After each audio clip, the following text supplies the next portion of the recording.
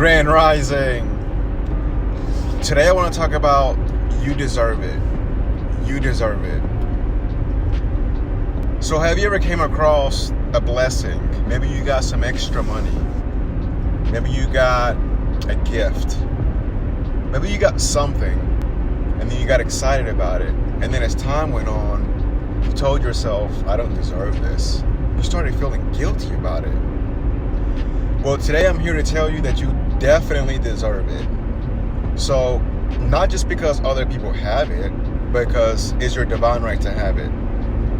So, you didn't bring yourself here as a human being to doubt yourself and wonder if you are worthy of anything. So, you created yourself to have a human experience, a beautiful experience. So, you deserve all things. So, if you get something today, a miracle, surprise, you deserve it. Do not feel guilty.